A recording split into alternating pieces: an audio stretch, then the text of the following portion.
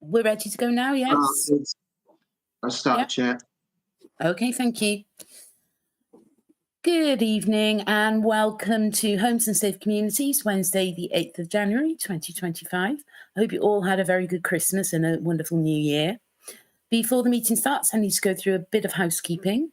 May I remind everyone present that the meeting is being live streamed as well as recorded via the internet, and this recording archived for future viewing. Could all participants please mute themselves when not speaking in order to avoid any background noise or feedback when other participants are speaking? If a participant wishes to speak, can they use the remote raise hand function? If a participant raises their hand via the remote function and is not subsequently invited to speak by the chair, please could they turn their camera on to indicate or place a message in the chat function. When invited to address by the chair, please could all participants ensure that their microphone and camera is on in order to ensure that they can be seen and heard when actively participating. If this is not possible for any reason, please bring this to the attention of the chair and/or Democratic Services officer as soon as possible.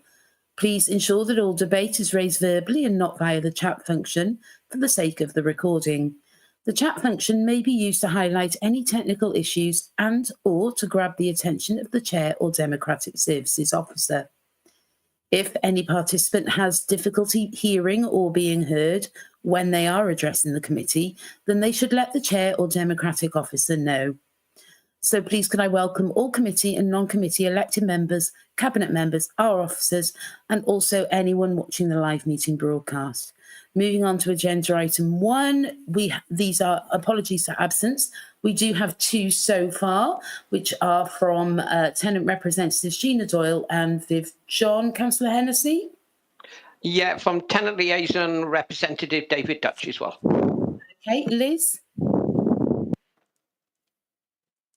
Thanks, Chair. I was going to also pass David Dutch's apologies, so thank you. Okay, thank you. Do we have any other apologies?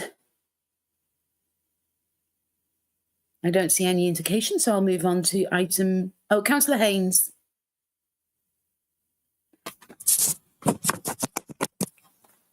It's not an apology, Chair. I'm just checking. Did the sound go all weird for everybody, or was it just me? It was fine for me. Right. Okay. Sorry. It's because more. Okay. Sorry for interrupting. Fine for me too, Chair. Okay. Thank you. Thank you. Okay, we will move on to agenda item 2, which are minutes of the previous meetings. Our member that was held on the 4th of December 2024. Are members happy to approve? Could I have a proposer and seconder? Councillor Hennessy? I'll propose. Councillor Hanks?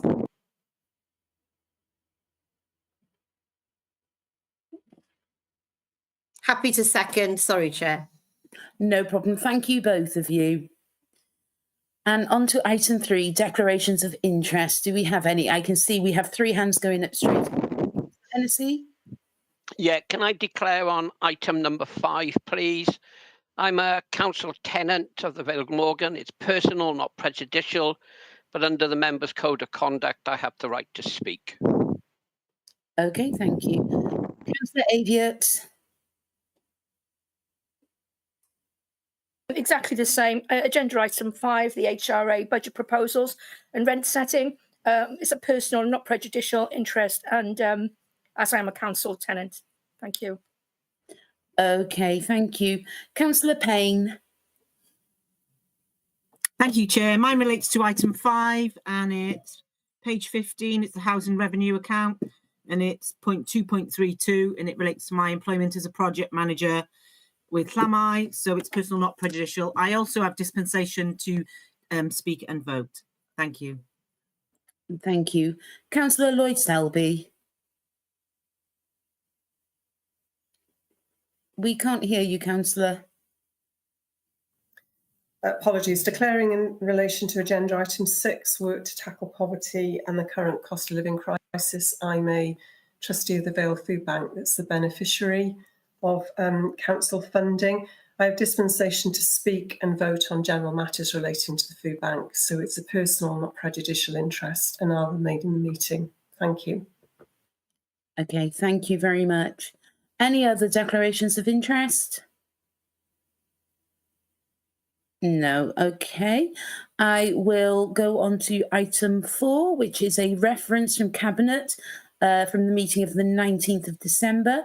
It is the Corporate Safeguarding Mid-Year Summary Report, November 2024, and I believe this is Mike. If you'd like to come in. Thank you. Thank you, Chair. As you mentioned, this is the mid-year summary report at November 2024. Just to remind members of committee, it's a corporate responsibility to ensure that we have appropriate and effective arrangements in place for the safeguarding of children and adults at risk. This mid-year update reports on the effectiveness of those arrangements. And we also, the report also notes that there is an internal corporate safeguarding group which ensures that we have appropriate scrutiny and assurance in place of those arrangements. It's a relatively brief report, and the report has been referred to all scrutiny committees of the Council for consideration. The key issues highlighted in the report, as I mentioned, a corporate safeguarding group meets on a quarterly basis, focusing primarily on the strategic overview of safeguarding activity across the authority. We also look at the work of the Regional Safeguarding Board and priorities which are then shared with members of that group. Practice reviews, both in terms of children and adults, that have been published, and the learning is disseminated then and shared and noted by the work of the local authority. We also reflect on safer recruitment data, which is reported, and we discuss then any actions or mitigations that may need to be put in place if any areas issues are highlighted. We also review the recommendations which came from the internal audit report in 23-24, and we update progress then against specific actions and discussions with officers responsible for taking forward those key areas of work. In terms of the last 6 months or so, as you can see in the report, Group A training has been developed for those staff, usually frontline staff who are unable to access our IDEV training platform.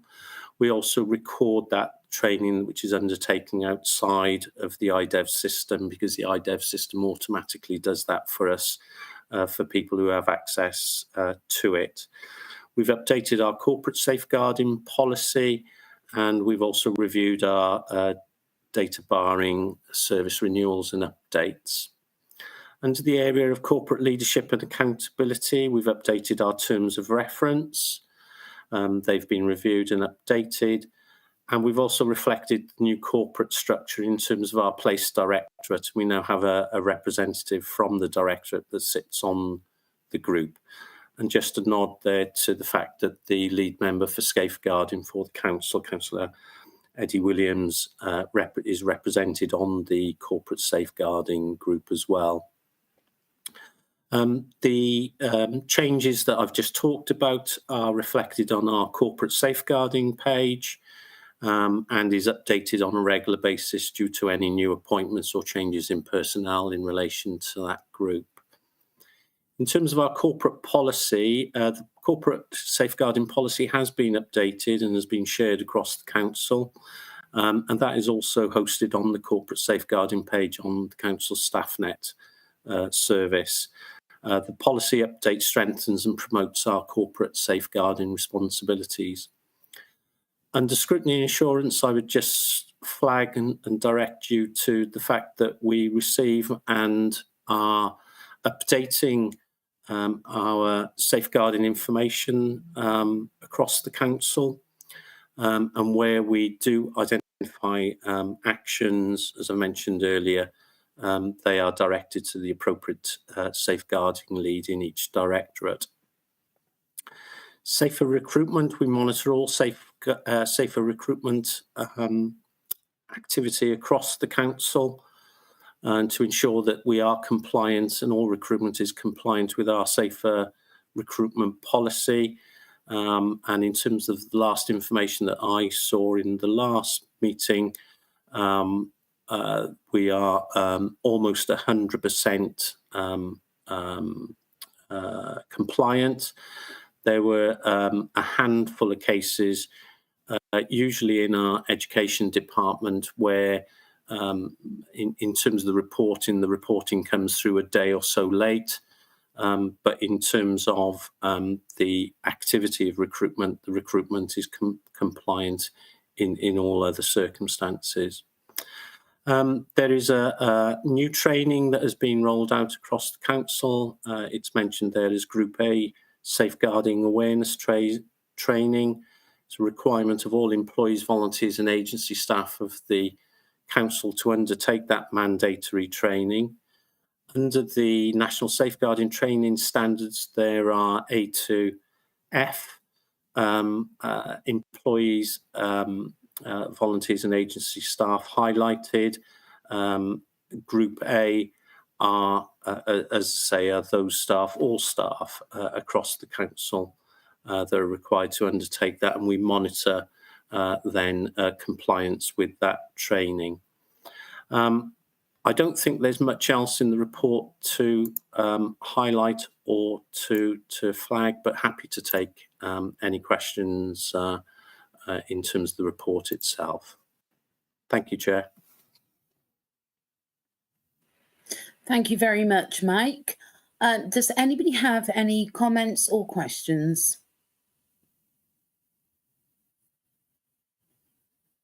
Councillor Lovelock-Edwards. Thanks, Chair. Mike, it's just at 2.9, the schools and governor training. You said there was some oversight, and I was just wondering if, for the purposes of the committee, you could just give us some information as to what specific areas of development or improvement there might have been sought, and if there's a specific timeline taken into consideration. A number of councillors are also school governors. Thank you. Yeah, one, as mentioned in the report, our education colleagues have their own safeguarding lead within the education department, and they work very, very closely with schools and school governors, providing advice and guidance to school governors in relation to their safeguarding responsibilities. That work has been strengthened over the last year or so. I think I mentioned at the last meeting, in terms of members of this scrutiny committee and members of the council, those members that have responsibility for safeguarding responsibility specific to children and adults have received training. We are strengthening and providing stronger guidance to school governors. Obviously, school governors are responsible for safeguarding matters within their schools. I'm led to believe by our education safeguarding lead that strengthened guidance has been warmly accepted by governing bodies. And we provide lots of support and assistance to governors if necessary. Just to pick up on the point that I mentioned in relation to safer recruitment, I think a number of the issues there relate specifically to school term times and the ability to complete necessary paperwork rather than a concern or a compliance aspect in relation to the recruitment itself, which, as I say, is usually compliant within a day or two after the appropriate staff member has started within the school. Hopefully that gives some reassurance in terms of the activity that is being undertaken.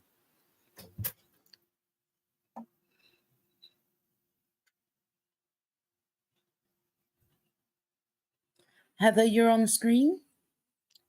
Yeah. I just could. I in the community work with a lot of children, so is there any opportunity that we can have update safeguarding as well? Absolutely, Heather. If you'd like to contact me outside of the meeting, and I can make those arrangements for you. Yeah, that's lovely. Thank you very much. Councillor Payne.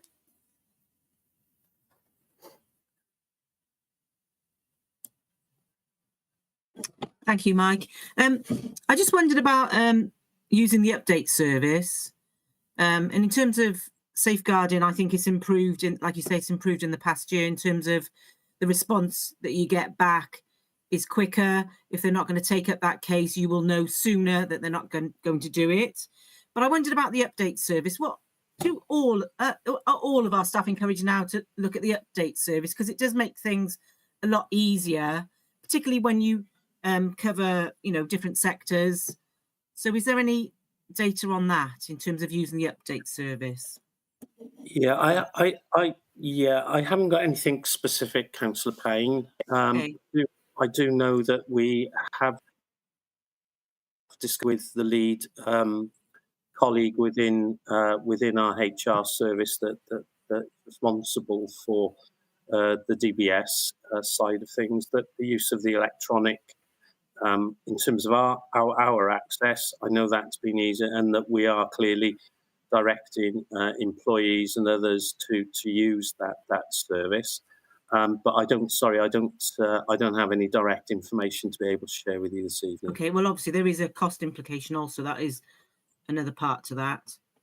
You do have to pay for it, so that's something to consider, I suppose. Thank you anyway.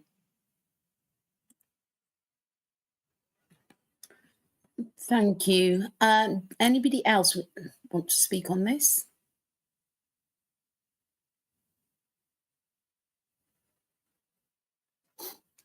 No further requests to speak. No recommendations made either. So our committee happy to note this report, the reference and the report. Can I have Councillor Hennessy? Yeah, happy to note. Thank you. Can I have a seconder, please? Councillor Hanks. Happy to second. Thank you very much. Okay, so we will move on to item number 5, which is the final housing revenue account budget proposals 2025 to 26, rent setting 2025 to 26, and housing revenue account business plan 2025 to 2026. If you'd like to go ahead, please, Matt. Hi, evening everyone. I've got a brief presentation to introduce this item, so I'll just work with the Democratic Service team now just to share my screen, if you bear with me.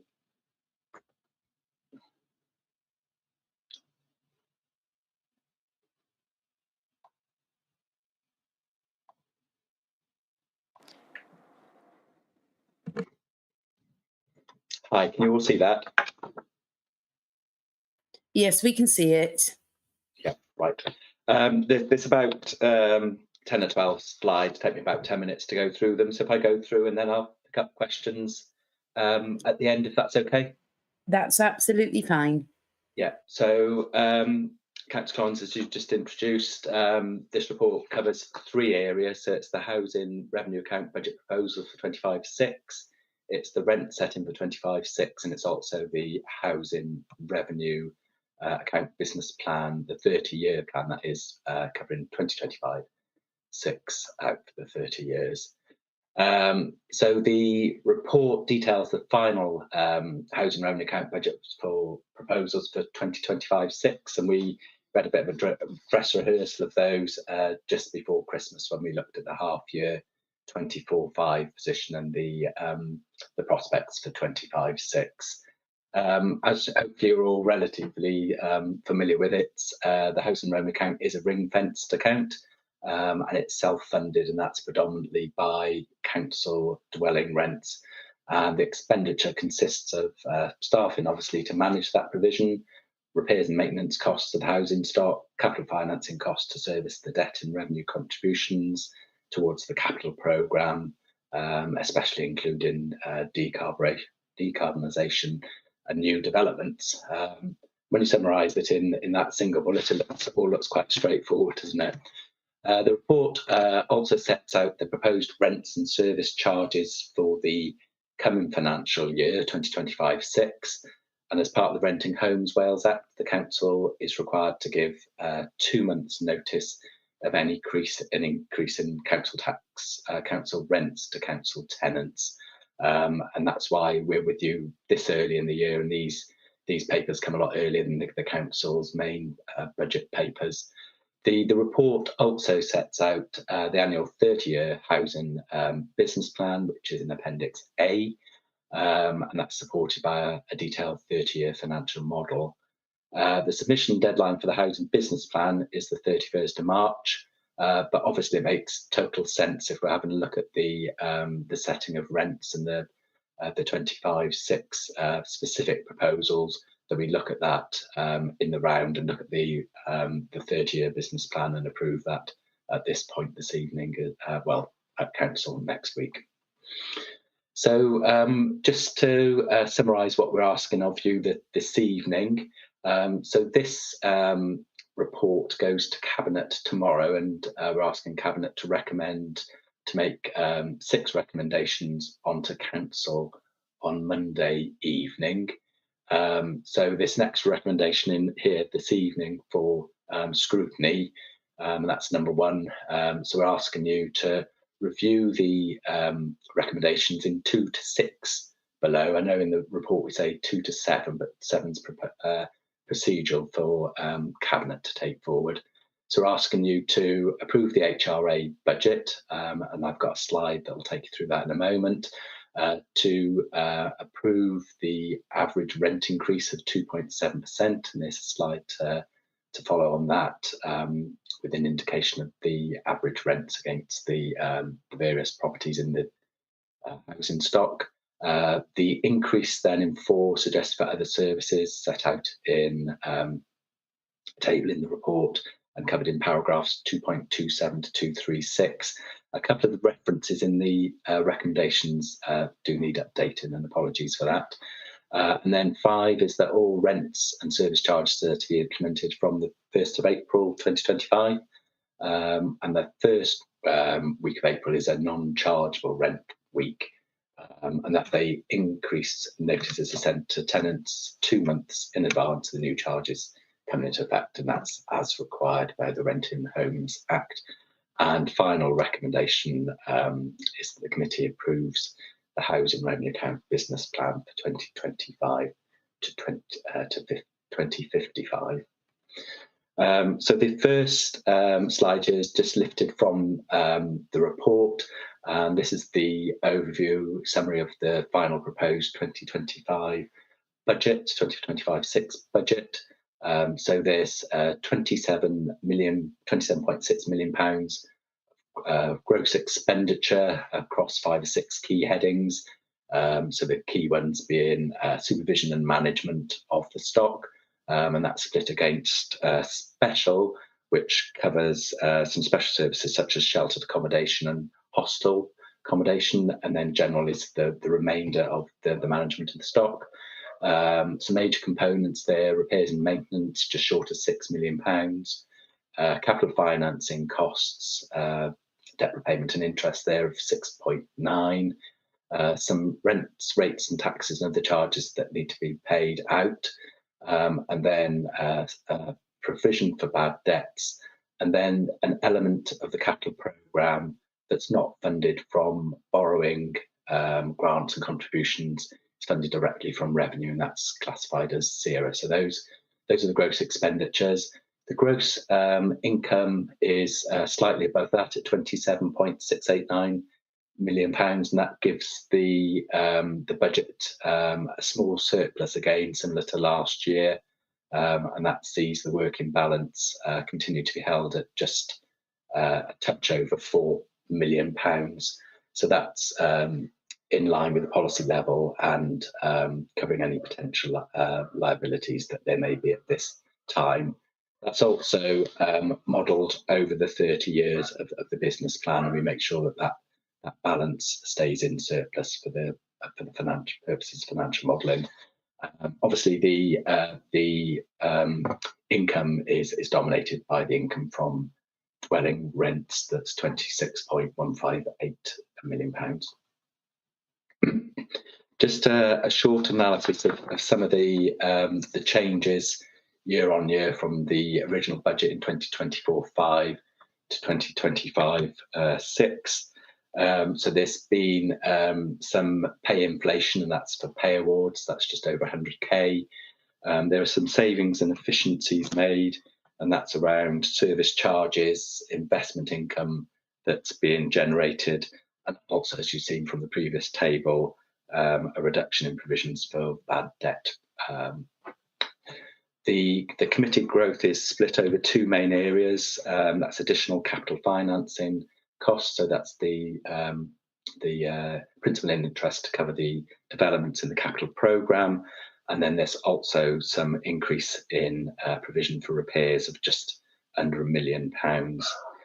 These obviously areas are always quite difficult to forecast going forward, in that they're very dependent on the capital programme. So that's based on the latest information that we have on the capital programme. That obviously could change. There might be some slippage in the last quarter, but I'm being told that the programme's generally on course. I'm not expecting any movements for that really. But there is also potential additional housing grant. So sometimes at the end of the year, Welsh Government will redistribute monies that have not been spent elsewhere across local authorities and RSLs. And there is some potential for some additional transitional accommodation capital programme money, so TACP monies, for some buyback properties we have at the moment. Then the rent increase, that's 378k. The underlying rent increase is just over 700k for the proposed rental increase, but also there's some offset there around voids. And then at the moment, there's less reliance on funding the capital programme through revenue planned for next year. So just going through the rental increases, and the report sets those out across the various types of property: bungalows, flats, houses, maisonettes. It's proposed that the rents are increased by 2.7%, so that's in line with the maximum allowable by Welsh Government, as we were notified just before Christmas. So that's CPI plus 1%, September CPI. Rents being set in line with the council's existing rent policy. So that takes into account number of bedroom types, size of properties, and also the location. So these are very much the averages. Just for information, that the rent for the lowest rent we set is £98.53, but that's a single bed flat, and the highest is £152.62, which is for a 6-bed house.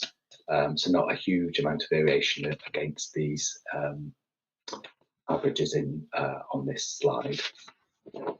There's a slightly different approach on the proposed fees and charges for service charges, and these are set out on this slide. And those service charges are all increased in line with actual cost, and they're mainly weekly. And on the bottom of the slide, there's a couple that are paid on an annual basis.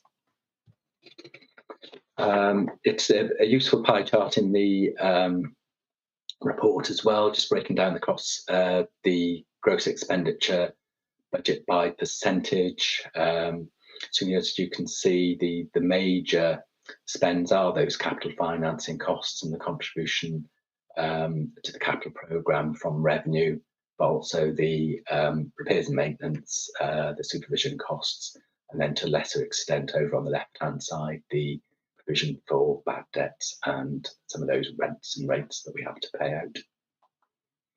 And then moving on to the capital programme. So the council still has a really ambitious development programme and improvement programme for the for its stock and developing new stock. So that programme amounts to £228 million over the next 5 years.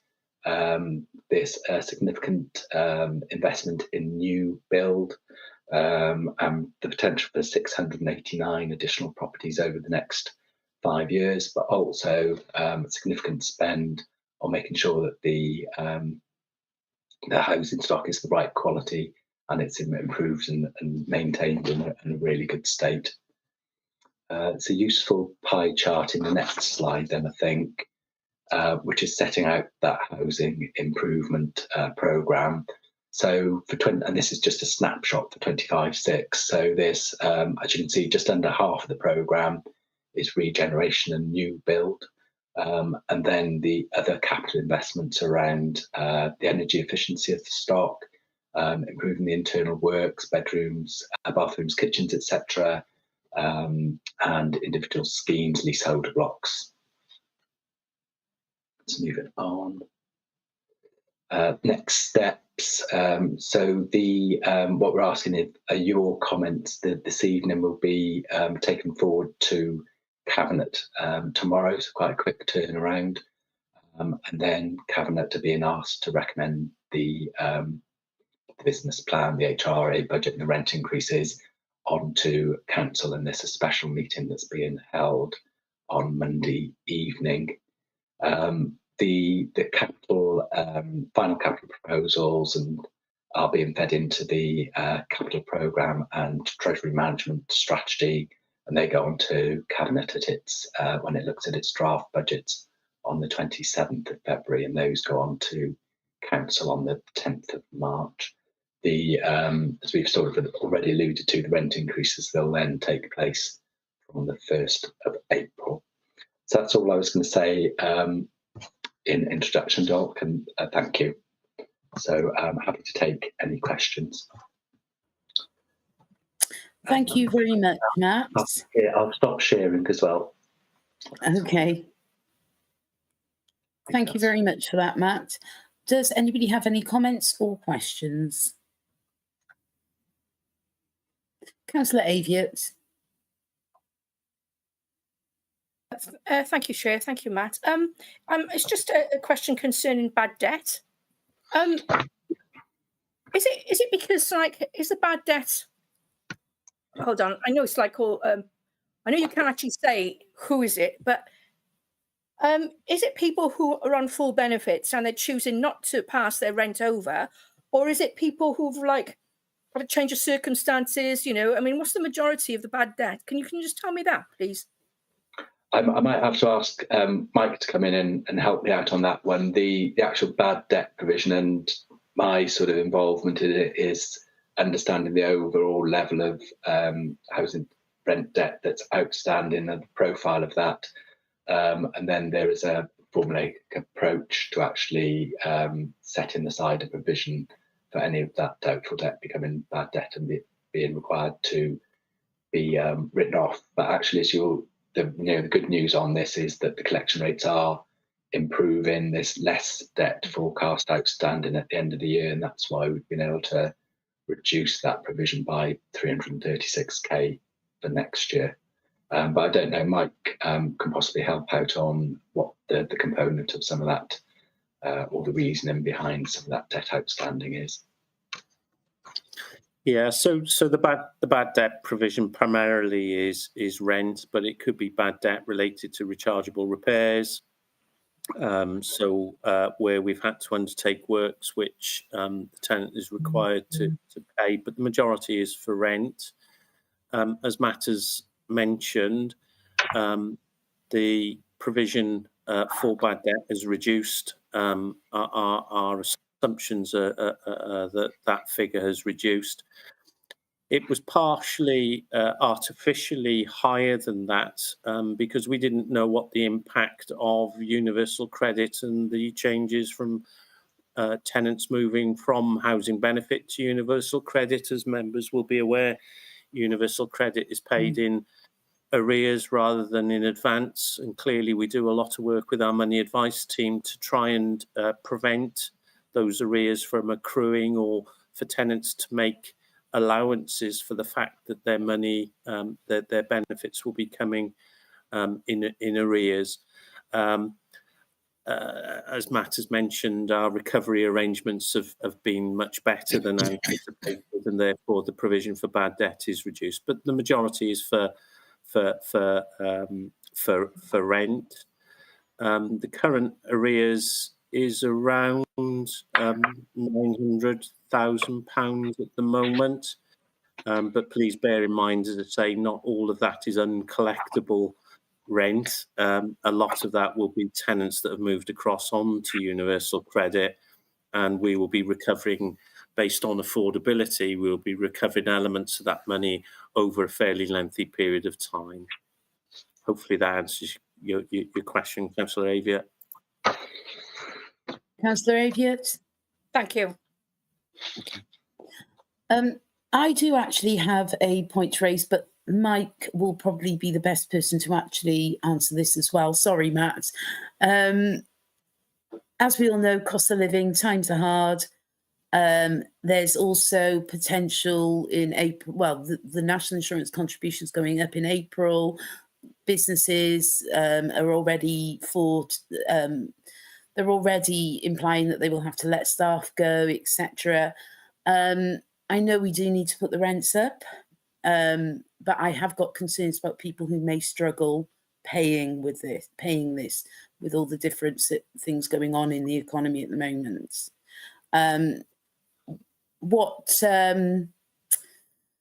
I know there is support in place for people who are struggling and do go in arrears, and I know there is a money advice team, but how aware are tenants of this? Is there going to be any kind of promotion of the support when this news goes out? So just to reassure members, in terms of our process, any new tenant,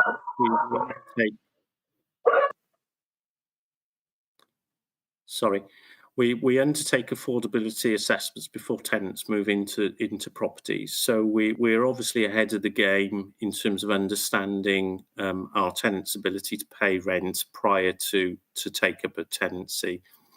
What we also do is, within the first few weeks of tenancy, a money advice visit is also undertaken. So again, that any circumstances that we're unaware of, or any signposting to appropriate support services or agencies that may be able to assist in terms of budgetary help. I think we have a very good housing support service with our third-party organisations, which the council supports through the Housing Support Grant. And of course, anyone identified with a housing-related support need, we refer and will refer to appropriate support organisations to provide that level of detailed support as well. The report also highlights the ability of the team to maximise people's incomes. And we talk there in terms of the financial an amount of financial assistance that's been given as a direct result of the work of the money advice team. We've also increased the staff numbers within the money advice team in the last 12 months as well, given the fact that we know that there are a lot more of our tenants under financial pressure that you highlight. As part of the agreement with Welsh Government in relation to the rent setting policy, we mentioned at this time last year, I think, that local authority is signed up to an accord with Welsh Government that we will not evict into homelessness as part of that accord.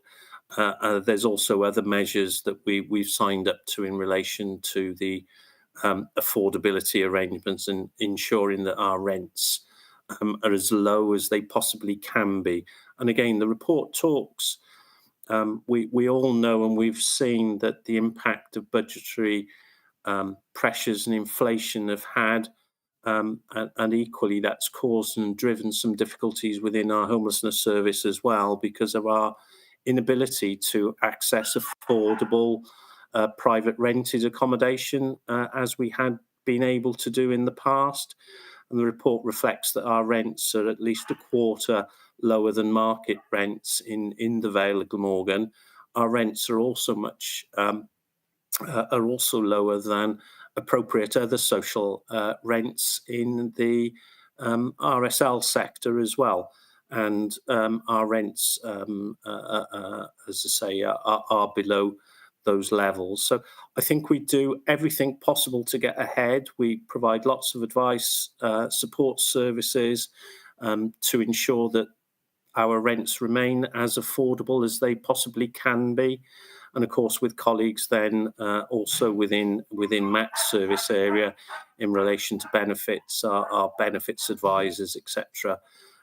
So hopefully nobody would be unaware. Well, it's not very good English, is it? I would be surprised if any of our tenants are unaware of the services that are available because of the preemptive work that we do prior to tenancies commencing. Hopefully that gives committee reassurance. Thank you very much, Mike. Councillor Haynes. Thank you, Chair, and thank you, Matt, for the report. And Mike, two things. One, first off, I'm not particularly happy about the max set increase.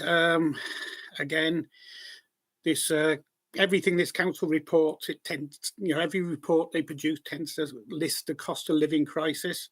Yet we don't seem to do anything to try and assist some of the most poorest people in our community. So I would have liked to have seen a lower rent, to be honest, lower than the rate of inflation, or at least at the average rate of inflation for last year. That being said, I'll move on to point two. It's about the forward business, the business plan for the housing, mainly about new builds. I'm looking through it, and the only reference I can really find to where the new builds and the evidence for needing the new builds is on page 30 in an appendix. Yet there seems to be no evidence in the report showing that these new builds are being built where we need them and in the sizes we need them. Now, this documentation has come through this committee many times, where each location is listed, what size houses we need, what flats, etc. It's not in the report. So I wonder whether we're building where we need to. For example, it says Lantern Major 89 and only about 270 in Barry. I would say that's a low amount for Barry. And also, I would have liked to see in the report where our partners in the Housing Association are planning to build, so the data would correlate with theirs as well. I just wonder if you have any comments on that.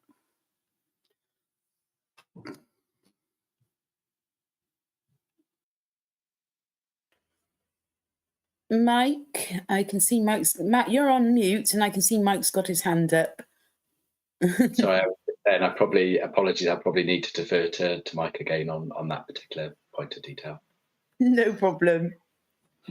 The 30-year housing business plan is primarily a financial report, which is why it doesn't have the specific detail in relation to operational activity. The requirement is that the council operates a viable 30-year business plan, and you'll see with the report and the appendices a lot of attention to the financial detail is included in it. There is a summary, a narrative summary in relation to the activity. In relation to the specific point around housing development, primarily that information is contained within the council's adopted local housing market assessment. We renew that assessment, review that assessment every 2 years, and it is reported to Cabinet and has been before Scrutiny Committee previously. But the detail of where the demand, where the levels of demand are highlighted, it's in that report, Councillor. I'm happy to send that document through and to share that with members of committee so that you have easy access to it. But it is available. In relation to are we building where we want to build as a council, To a certain extent, that is constrained by the land that we actually own and we have available. So if I would agree in terms of numbers, if everything was equal and we had all of the land available that we needed, you would see a larger proportion of council social housing being built in the Barry area. However, you will see that unfortunately those opportunities aren't necessarily always available in the places where we would want them to be.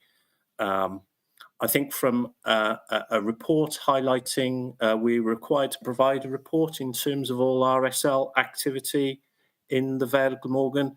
And again, I'm happy again to share a document with you, which is our prospectus, which we, again, I think we brought to Homes and Safe Communities a few months ago now, perhaps 6 months ago, which basically highlights where we think our priorities are. There were some tables within that document which highlighted the areas, and it also highlighted the types of properties that we also need to build. But again, I'm happy to share that document so that it's fresh in committee's mind. But the information is there just to reflect that the business plan, the HRA business plan, is primarily a financial document to ensure that our proposals are viable. And obviously we submit that to Welsh Government at the end of March. Welsh Government then scrutinise that to ensure that they agree that it's a viable business plan. And obviously we then follow through with the priorities that the council identifies. If I may, Chair, yes, I know that document exists. I actually referred to it when I was speaking. The point I was making is that I would have thought it would be useful, particularly coming towards this committee, if that document was attached to the business plan, either as a part of it or as an amendment, an annex to this debate, so we could see in this scrutiny committee that the document is evidence-based, rather than us having to trawl through council documents we may or may not have seen before, which is the point I was trying to make. But thank you, Mike. I'm happy to have anything shared with me at any time. Just to add, Councillor Haynes, the format of the business plan is set out by Welsh Government, and hence you will see similar business plans. All local authorities, all the retained landlords will have similar business plans that look very much alike because of the prescribed format. But yes, I'm happy to take on board that consideration that we can provide. I'm sure, Matt, we could provide appropriate links within the report to other appropriate documentation that might assist members. Thank you. Thank you, Mike. Councillor Hennessy. Chair, I'm happy for either of the cabinet members to come in if they wanted to respond. I can see they are waiting, but I wanted to go through committee members first and then ask committee to bring cabinet in. However, if you are happy for them to go first, I will ask committee now if they are happy for me to bring in the cabinet members. Do I have any dissension? I see no dissension. So, Councillor Perks.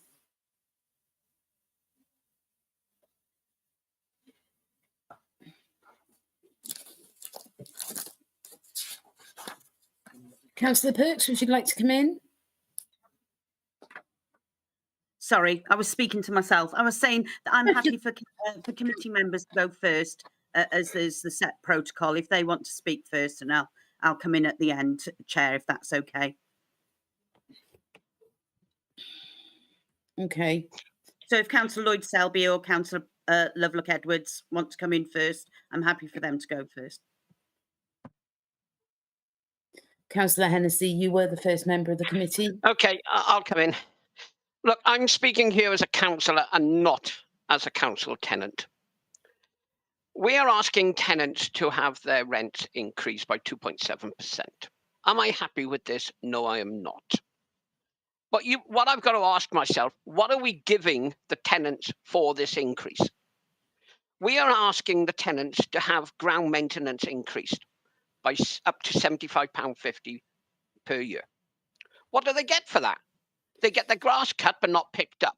They get parts where all grass chucked all over it, not blown away or picked up. We are paying a contractor to do a job what tenants are paying for. We are asking tenants to pay a door entry system. If they live in flats, they do not get a choice in this.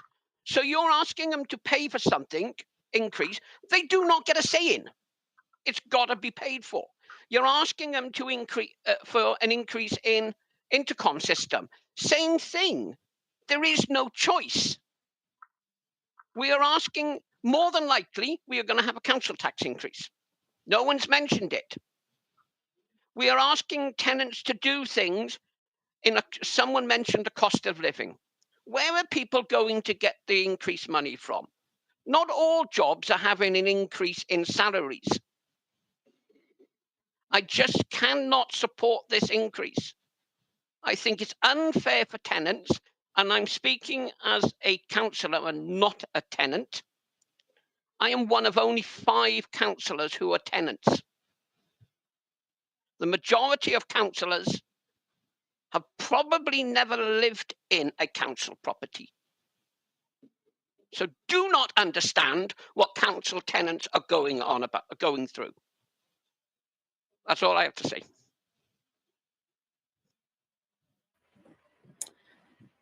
Councillor Lloyd Selby, then I'll bring in Councillor Lovelock Edwards and Councillor Payne before bringing in the cabinet members. Thank you, Chair. Thank you for the report, Matt, and your supporting comments, Mike. I welcome the information that's set out in this report and the report that's coming next for full committee that provides detailed information about the significant and substantial ongoing support that's available to council tenants and others to ensure that they maximise their income and receive support. You know, the report makes clear that's everything from work for money advice team, housing income team, as well as funding to external organisations who stand ready to support people who are struggling. So thank you for providing that information, because I think in terms of the discussion that we're having tonight, that is very important context, as is the reality that we all face about increasing costs, everything from fuel bills, wage increases. This committee has heard that information again and again. So we should all fully understand the pressures that are being faced by residents in the Vale, as well as by this council. And I just want to check my understanding of one issue in the report. So the report talks about the fact that I think, Mike, you provided information about what the rents, or you did, Matt, forgive me, about what the rents actually will be. Yeah. The report says that they're 25% lower than comparable properties in the private sector. So I just wanted to check whether or not the proposed rent increase will still ensure that council property remain the lowest cost option for people in the Vale. Not sure who wants to pick that up. I think Mike's going to come in, but just from the pure maths of it, yes, it's an increase, but it is a relatively small increase at a time when inflation has been significantly above 1.7% in September, and it has picked back up. The plan needs to be sustainable over 30 years, and if you look at a 2.7% increase now, if it was nil, would have a massive cumulative effect by the end of the plan, and would have an impact on sustainability. I think just from the plain maths of it, it is a relatively small increase, albeit it is increased this year. and that's unlikely to have an impact on the comparatives with the private sector or the RSLs.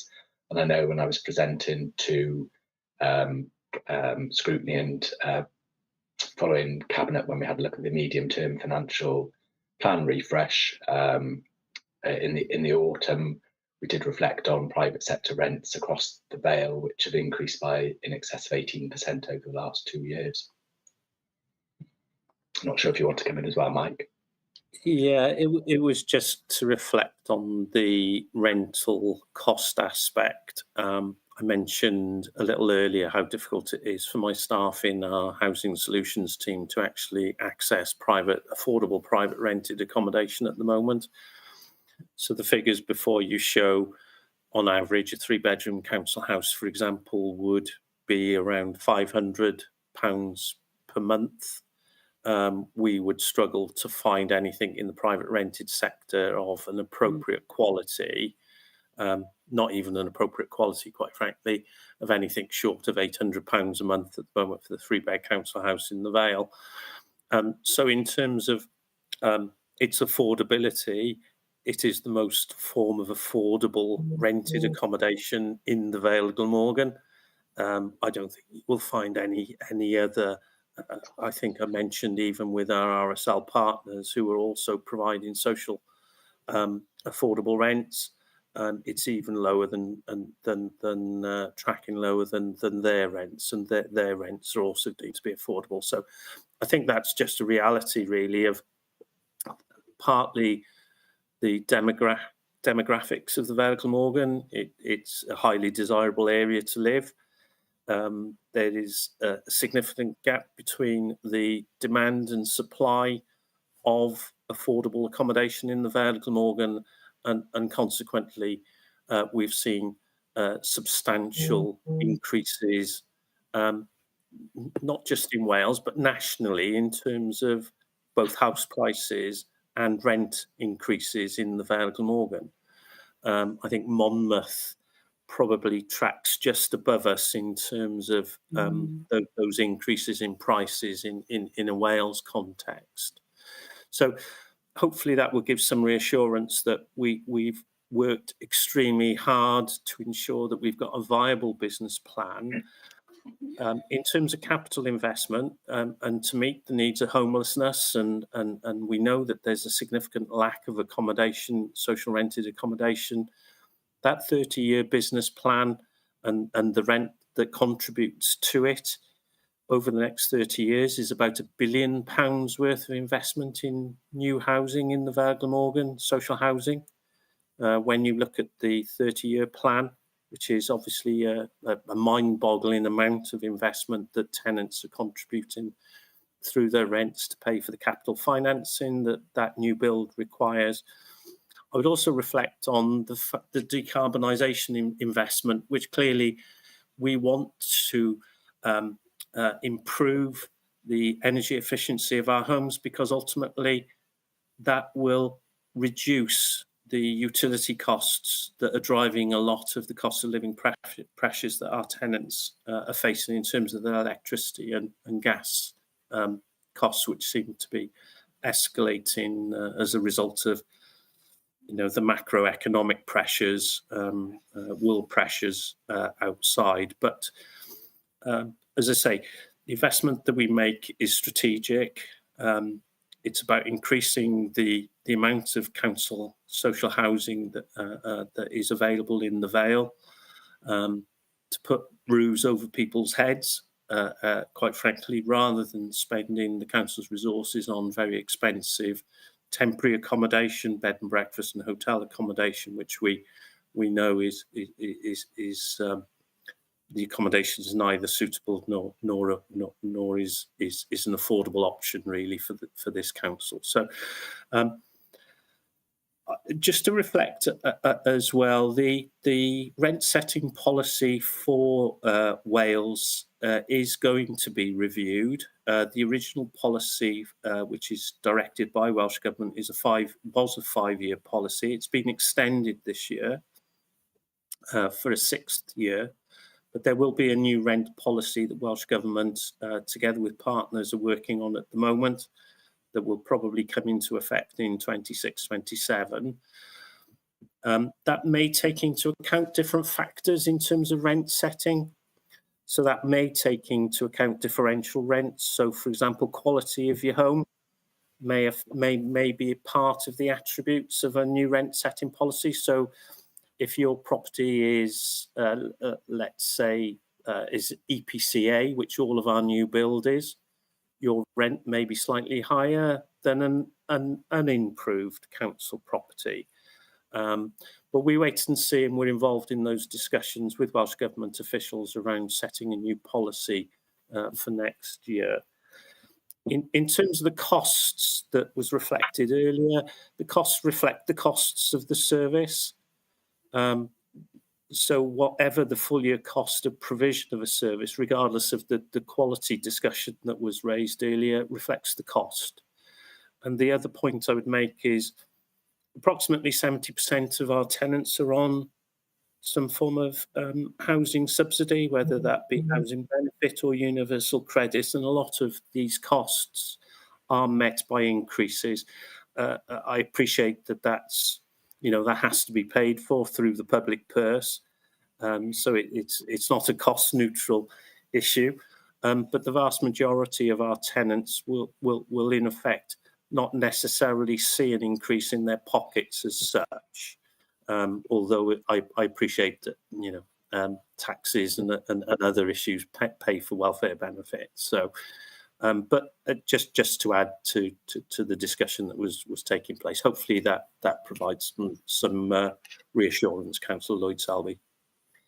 Thank you, Mike. It does. I mean, it's reassuring to know that council houses and accommodation will continue to be the lowest cost option, and clearly we all have to accept the reality of increasing costs, and we must continue. This committee has repeatedly recognised the pressure around homelessness and endorsed the steps that the council is taking to address that, and clearly we must be in a position where we can continue to do that. So thank you, Mike. Thank you, Chair. Councillor Lovelock-Edwards, then Councillor Payne. Thank you, Chair. Just a couple of points, but before I do so, I thought I feel it important on a personal basis to just clarify to the members of the committee, and in particular to referring to Councillor Hennessy's comment that whilst only sort of 5 members of this committee are current council tenants, I can assure him that I've not only been a council tenant, but as a child I was made homeless for a period of time. And whilst that's not something that I routinely, sort of advertise, I think it's important that there is a recognition that whilst I'm now in a privileged position of living in a lovely area and having a lovely home, I have lived experience, and that's what sort of I like many of the councillors drives me to sort of being part of this committee. The points I wanted to make is that whilst I understand that this is a financial document, and following on from some comments that councillors have already made today, and in particular also what Mike has just referenced, at point 1.5, the money advisors have assisted in putting, in claiming £188,500 for tenants. That's not, that's a significant amount of money. And I just hope that officers are referencing back to DWP in particular, because it's without these money advisors working with tenants, then clearly that money may be lost, may never have been sort of utilised or sort of referenced or claimed back. And I think that is a significant element of the team that we have to pay due regard to and give thanks to, because £188,500 is mind-blowing. And I think that all I hope is from that, the point I'm trying to make is that information on the failings of the DWP possibly and central government in the last 2022-23 will surely show that there are gaps in their system that the council are covering and possibly are sort of doing the job for them. I also want to sort of highlight again that whilst recognising this is a financial document, am I right in sort of the discussion that's taken place so far about reminding ourselves on the nature of this document is wider and deeper in terms of tackling homelessness and sort of removing temporary accommodation as being sort of a fallback position.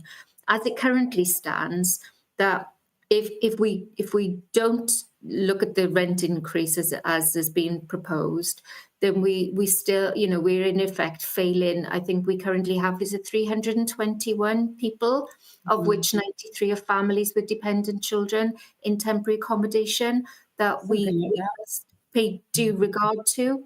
So I, you know, no one wants to place any financial burden on tenants, but we, you know, without the rent, that 30-year plan, and in particular our ability to build new houses and to improve the stock of the current stock that we have.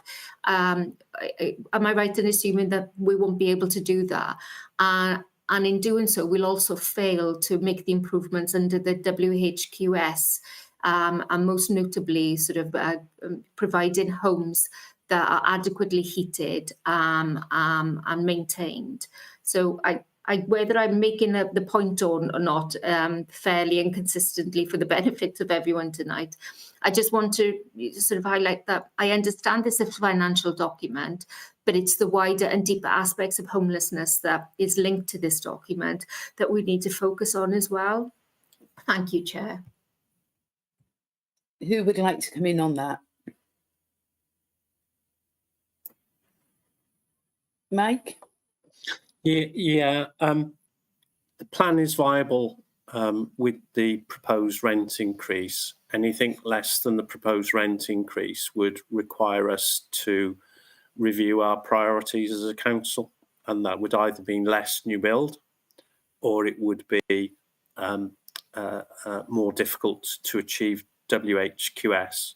So anything less than the amount would result in the plan being unviable. We would have to go back and review our proposals. So yes, it would be less investment in the current housing stock and or less investment in new build. So by implication, yes, that would have an impact on our priorities in relation to reducing the gap between supply and demand in terms of the homelessness provision that we have.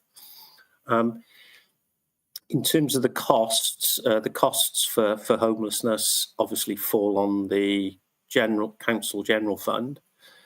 So the costs associated with hotel and some of the temporary accommodation provision clearly has impacts on the wider council business as well, because the more money that we spend on hotels and bed and breakfast means that we can't have that money to invest in other priorities that the council may have, whether that be education and or social services, which are clearly the main pressure points significantly on the council at this time. So there are a number of consequences you know, in relation to not having that viable plan.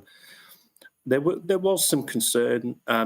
The Welsh Government policy sets its maximum rent at CPI at September plus 1, which is how we come to the 2.7%. It's quite likely that CPI in September will be the lowest that it's going to be all year. It certainly was higher before September, and it's certainly the following month in October went above the Bank of England level at 2%, and is likely to increase, as I understand it, is unlikely to go back down below levels. So that clearly does have an impact because borrowing costs are higher.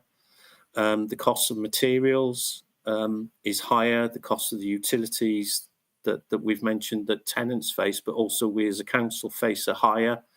And there's a lot of pressure that that business plan is there or thereabouts. It's viable. We've had to do some smoothing over the 30 years in order to ensure that it remains viable.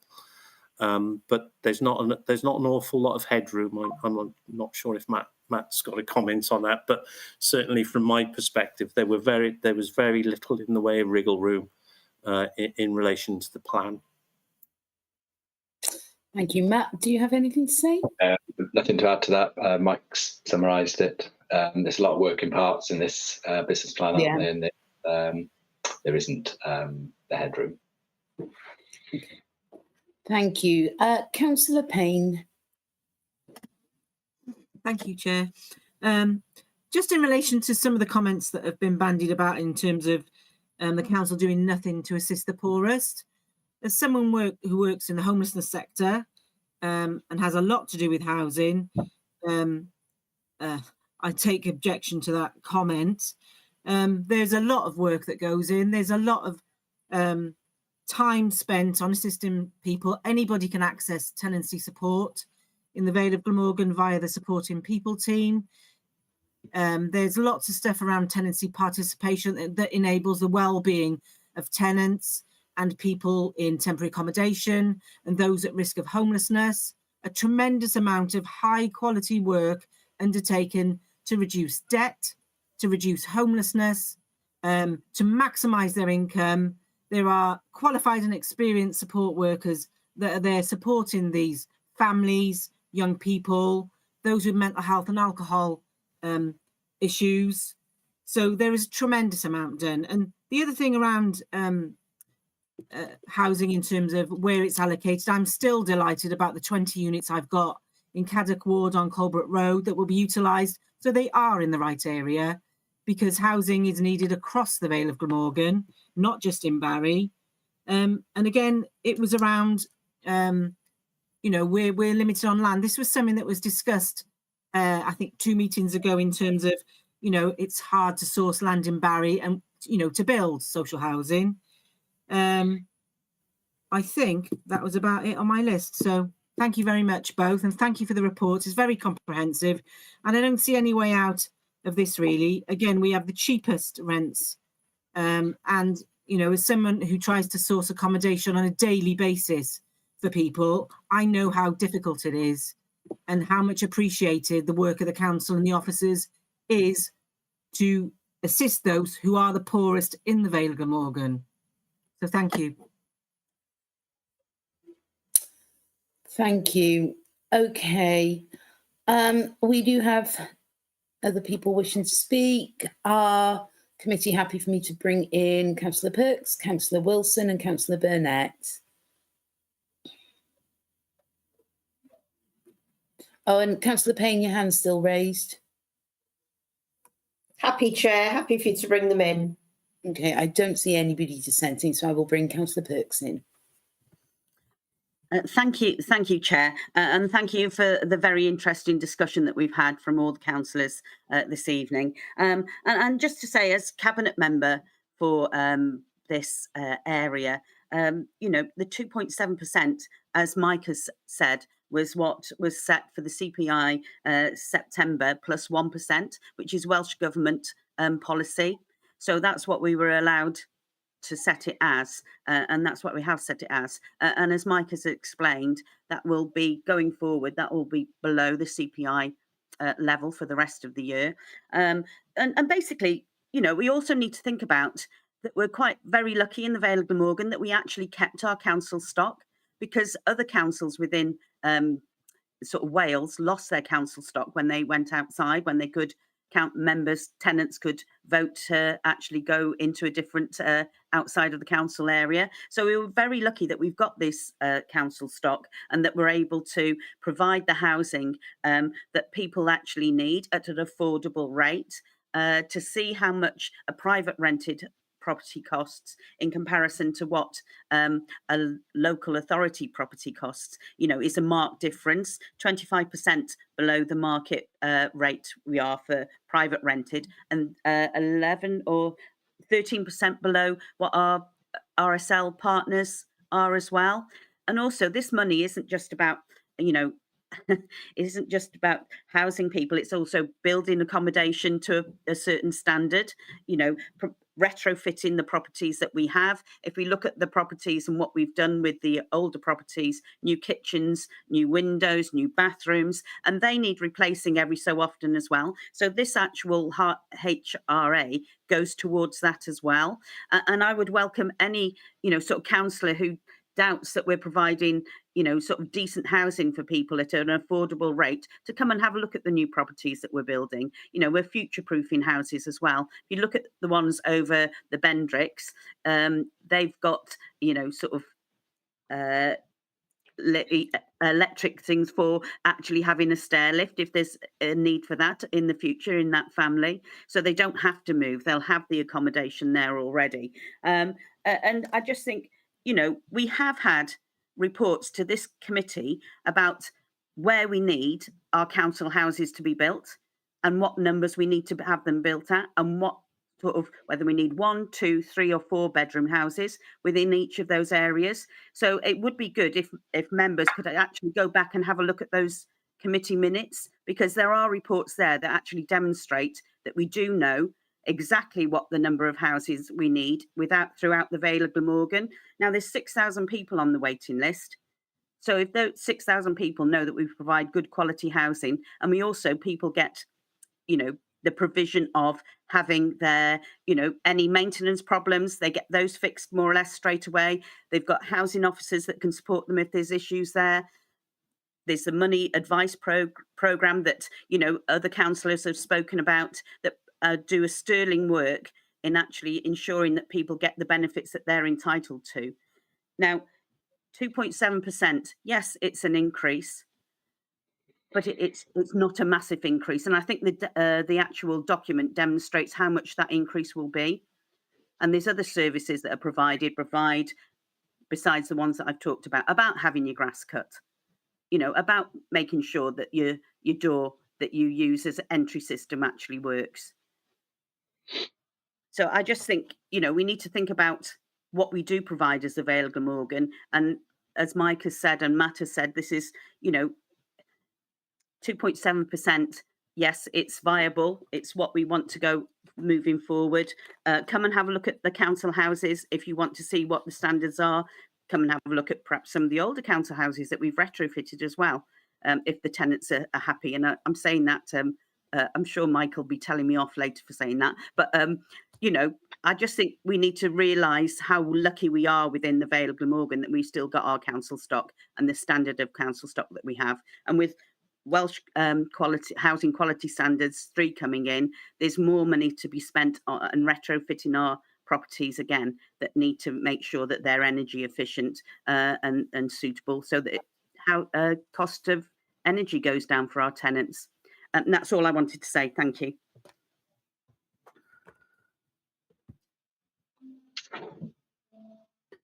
May I jump back in here a minute, please, Chair? Because I feel I'm being misrepresented by committee members, and I would like to put the thing straight. You're on mute, Chair. Councillor Haynes, we have had people waiting a while. I've just called Councillor Wilson in.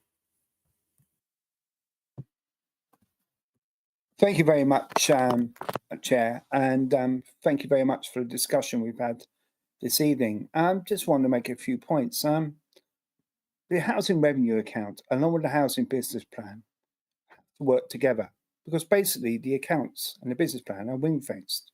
And basically it's got to be self-financing.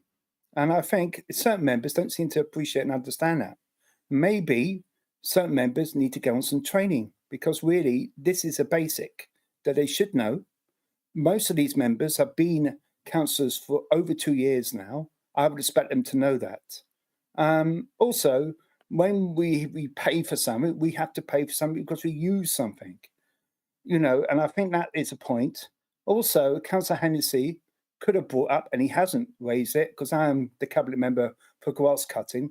He has not raised the issue of grass cutting to me at all in any email and any communication whatsoever. And don't leave it till now to just do it, Councillor Hennessy. Now, you can do it any Sorry, time. Chair. Councillor Hennessy, Sorry, I have not called on you. Please wait your turn. Sorry. Put your camera off and put yourself on mute. Thank you. Councillor Wilson, you may continue. Thank you very much. And the other point I want to make is obviously the business plan, along with the HRA, provide enough money, I feel, so that we can reduce the amount of repairs that we are responsible for. So we have a good quality housing stock. And I've just done a bit of research, a bit of fact finding while I was waiting. And I looked up certain websites within the Vale Glamorgan, and I would say the floor, not the ceiling, the floor for 3-bedroom housing in Barry and Penarth is around £1,000 in the private sector. And that's quite significantly different from around, I think it's £400 for £600 a month for the average person who lives in a 3-bedroom council tenant. And also, we have got accountability here, isn't it? We don't have that with the private sector as much. You know, we have problems, we know all the time with certain private landlords, because obviously, you know, they have got a different way of doing things, haven't we? You know, the money's recirculated and reused, you know. But I would say this again, any councillor can email me. I'm pretty good at getting back to them pretty quickly. I get on really well with the officers. They do a really good job under huge pressure. And as you all know, we are a very lean and fit organisation. Thank you. Thank you, Councillor Wilson. Councillor Burnett. Thank you, Chair. I thought I'd come in because although Councillor Perks is the cabinet member and obviously Mark is building maintenance, I actually, because it's finance, will be taking this report to cabinet tomorrow, and I also will be commenting on the content of this evening's discussions at cabinet to see if there's anything that we need to take forward. I think what I want to reflect on a little bit is actually some of the stuff that Mark talked about. Our role as housing providers is both current in terms of the housing that we currently have. It's about future. We know how many people that we have that are either homeless or in unsuitable housing, and we need to be thinking of those as well. We also need to improve the standard of our stock. You know, we're not far off WHQS, but as we move towards reducing the carbon footprint of our homes, that actually is lower costs for our tenants. And it means that they have lower heating and fuel bills. So that is something that we want to do. We know that people need homes, and not just temporary homes. I am absolutely thrilled that we have now got all families out of bed and breakfast. It was back in 2013 that we stopped having families in bed and breakfast. That terrible, undignified way of housing people. And we've been able to stop it again. The huge upsurge meant that it was necessary, and okay, the numbers, we managed to keep them reasonably low. But it's so important people live with dignity in their homes and are able to plan for their future. And I'll just tell you a little story.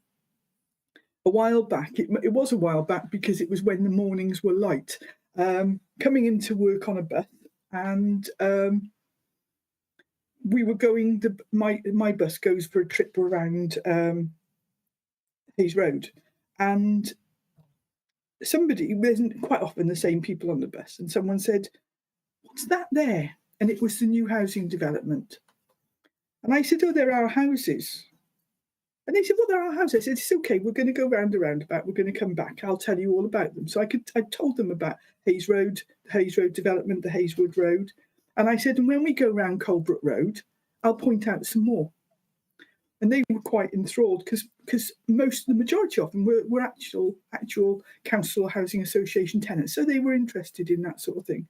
And we got around to Colebrook Road East, and I pointed out the new development there, and another person had joined on the bus by then, a disabled lady, and when she knew that they were council properties, she actually said that she had just got a property from the council and she'd been in the Holiday Inn Express in Roos for 6 months and living there. And she said it has made such a difference having her own home. That's what we're talking about. We're talking about the big picture. If we could manage without putting any increases up at all, we will do so. But we want to provide cost-effective homes, good quality homes, to the people of the Vale who need them. At the moment, this is our plan. This is how we think that we can do it. But actually, what I would ask Scrutiny is, if you think that it should come down, if you think it should be below 2.7%, could you tell us what we cut out? Because this is a self-contained plan, as Mark said. So if we took it down in terms of percentage, do we take out the welfare or the benefit support? Do we cut back on housing maintenance? Do we cut back on our building programme? What do we do? And I suppose that is my question to Scrutiny tonight, in that if you want Cabinet to consider something tomorrow, it would be useful if you gave us something to work with. Thank you, Chair.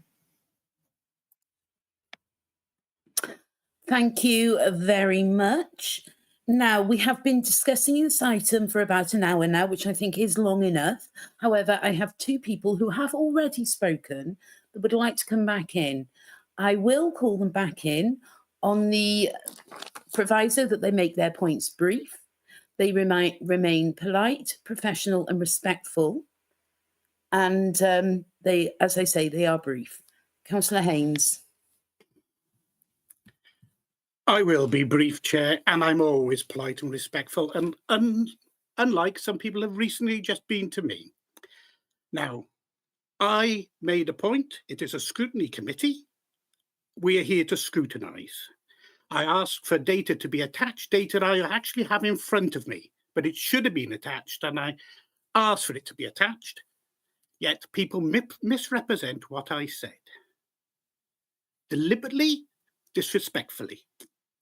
And to be honest, Chair, I would ask you in future to jump in on that, particularly if it's a Cabinet member who doesn't sit on this committee. Also, since a question has been asked of this committee, I would put it back to the leader that we're not here to give her solutions. We are here to scrutinise. And if we feel as a committee that 2.7 is too much, that is the answer we give. Thank you, Chair. Councillor Hennessy. Yeah, I would like to apologise to you, Chair, for interrupting Councillor Wilson. But I would like to make one point to Councillor Wilson. Councillor Wilson has made a point in this meeting tonight that I never, or have never mentioned grass cutting at a meeting before. If Councillor Wilson would like to go back through the transcripts, one of the first meetings I ever attended and I ever spoke at was full council, where I mentioned grass cutting as a question to the Cabinet member. Now, I do appreciate that was a long time ago, but I have mentioned it before.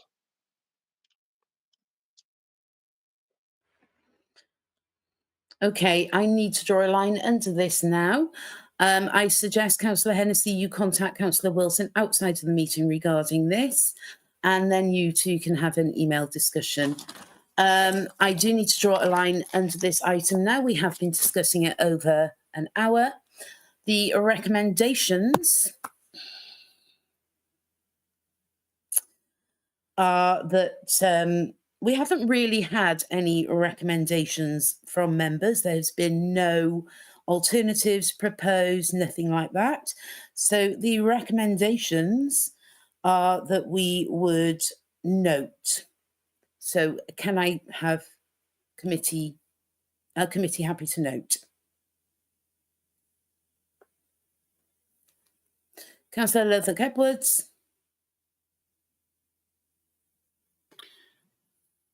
I'm not happy Councillor to vote, Haynes, Chair. again, I have not called on you. Councillor Lloyd-Selby, sorry, Councillor Lothar-Edwards, you were called up. Sorry, Chair. I was just saying if we move into noting and the recommendations and accepting them to move on, then I'm happy to do so. Thank you. Councillor Lloyd-Selby. Thank you, Chair. And just to say, I'll second that. Okay. Councillor Haynes. Yeah, just saying I'm not happy to note. I would have preferred a vote on a different figure, but that's fair enough. I didn't put a proposal in. Nobody did. That's why we're noting.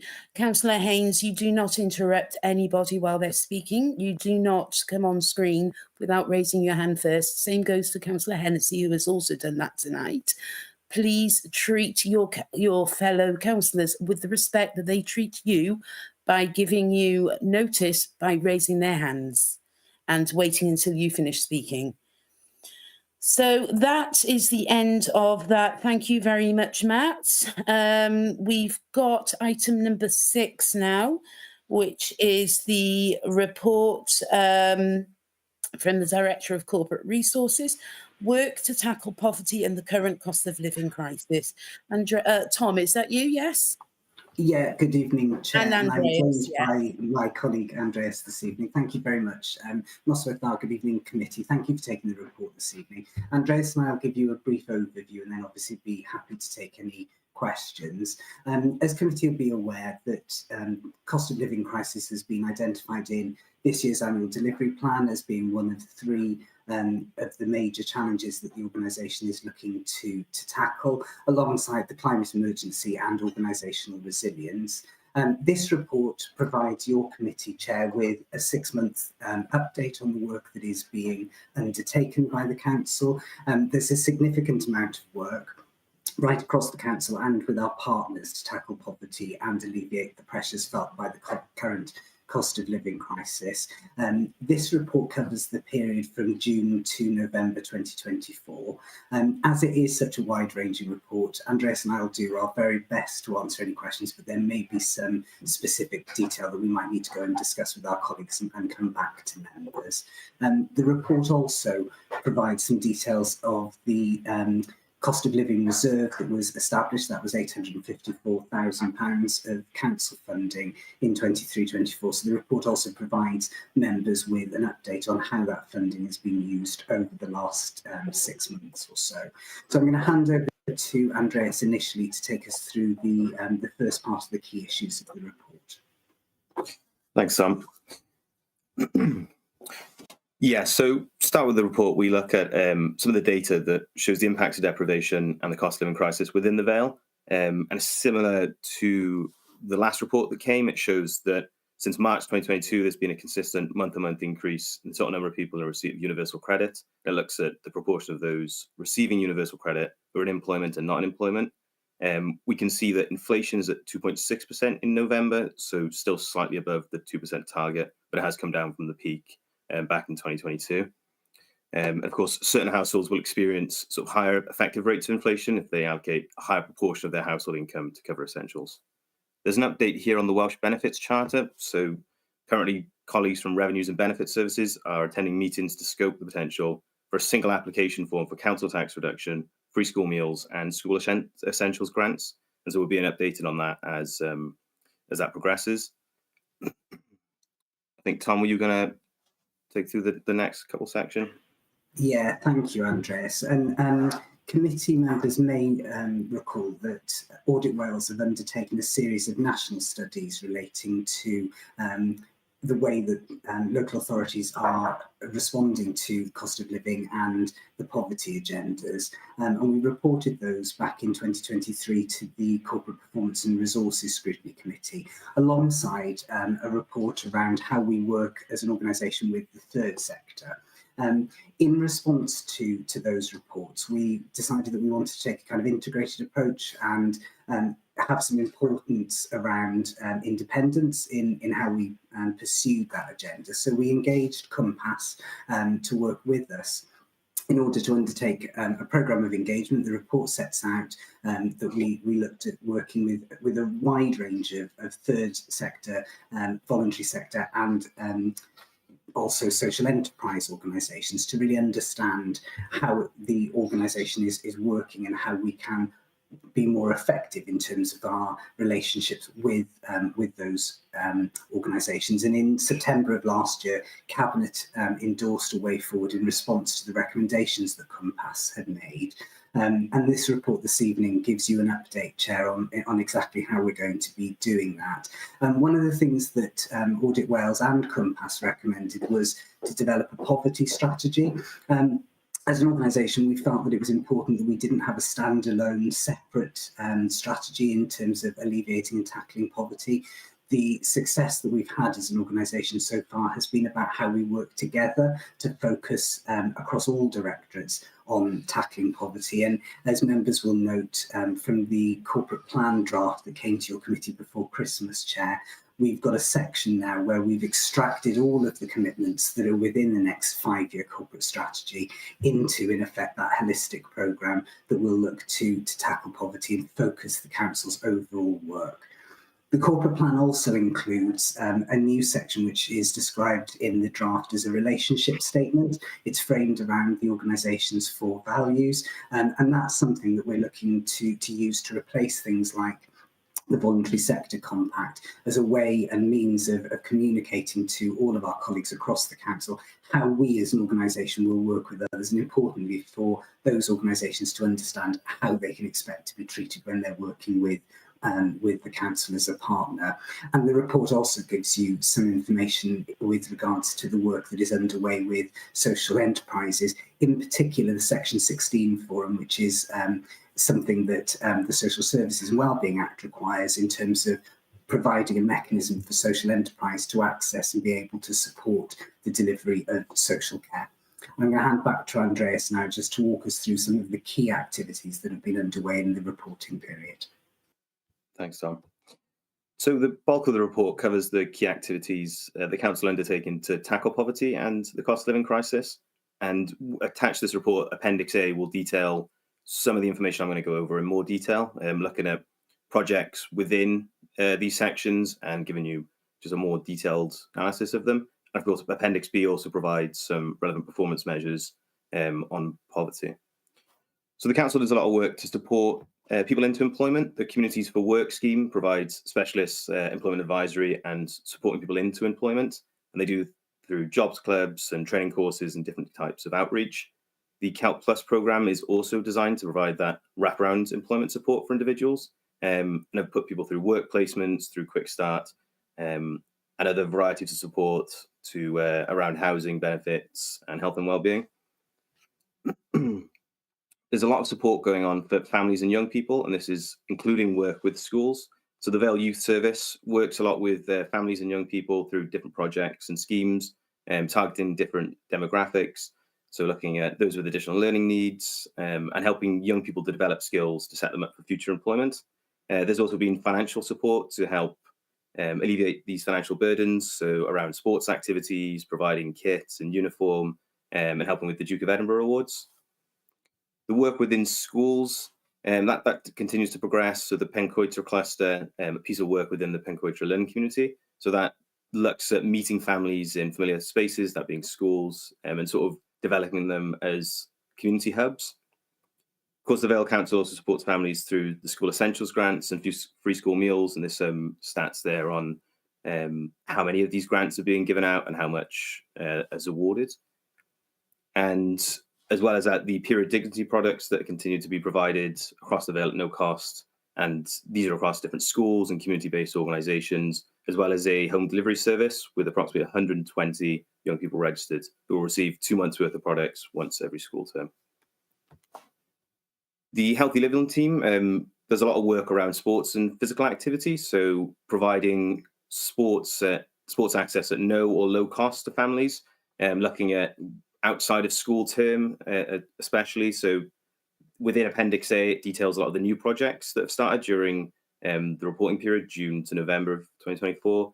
So looking around physical activity with Afghan and Ukrainian refugees who have been settled into Western Vale, free outdoor and indoor play opportunities were developed during the school holidays. And this was part of a partnership arrangement with different organisations. And work is also progressing with Oakfield Primary School to develop more free play opportunities out of school time. I think we've already had quite a good update from Mike earlier on the housing support that is available on the, through the council. And there's some information here around work the money advice team does, issuing fuel vouchers, but also helping to claim benefits and maximise income of tenants. There's information here on the council tax reduction, so looking at how many claims there are and a figure on the total spend, and a little comparison of June 2024. The council's also working in partnership through the CCRs of the Cardiff Capital Region and the energy company E.ON to support households in poorly insulated homes to make these more energy efficient. And so this is quite a new scheme, but as of November 2024, 62 applications have already been approved. I think the next step is to work on actually making these upgrades to the houses. And the council also continues to provide mortgages to eligible households to undertake similar sort of works around heating systems, windows, and effective roofs to make homes safer and warmer and more secure. Over to you, Tom. Thanks, Andreas. The next section of the report, members, gives you an update on the Public Services Board project, which you had an update report on towards the end of 2024. And this is the project which is focusing in on the three most deprived areas within the Vale of Glamorgan. They're in Gibbonsdown, Buttrells and Court, all within Barry. As members are aware, we've engaged a senior community development officer who's undertaking a significant programme of engagement within those areas. And that plan has meant that several hundred people have been spoken with across a multitude of different organisations, and importantly, bringing together the partners of the Public Services Board with a recognition that we need to change the way that we as public service organisations work within these areas to support people in terms of tackling poverty, because those life chances within those areas are disproportionately low in comparison to elsewhere within the county. An engagement report has been pulled together now and is being shared with the senior leadership teams of all of the PSB partners. We had a really in-depth discussion with our leadership team just before Christmas to identify some of the things that as a council we need to do. That's happening in other public service board organisations as we speak. And what we're going to be doing next on this project is bringing together those partners and also members of the community on two specific themes, looking at health and looking at income. And those workshops are going to be held in the next month. The purpose of those is to gain a shared understanding of what the issues are, and importantly then to identify some tangible actions that we can take as public sector organisations working alongside those communities to try and tackle those issues. We're starting with income and with health, but we'll then look to move through the other themes that the work has identified. The report then goes on to talk about some of the work that as an organisation we've been doing in terms of tackling food insecurity and linked with that social isolation and loneliness.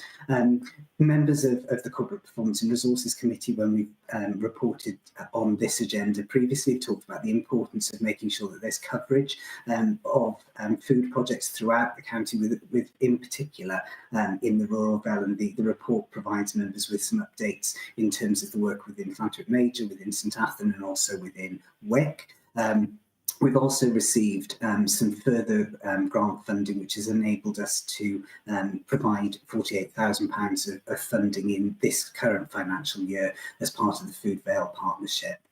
And then in terms of tackling loneliness and isolation, members will be aware that the Vale has recently achieved age-friendly status, and we've got a really vibrant 50-plus strategy forum, and the council is working really closely with members of the forum in order to make the Vale age-friendly. And there's details within the report, and members discussed this under the previous item in terms of entitlements and benefits that are available, in particular to older people.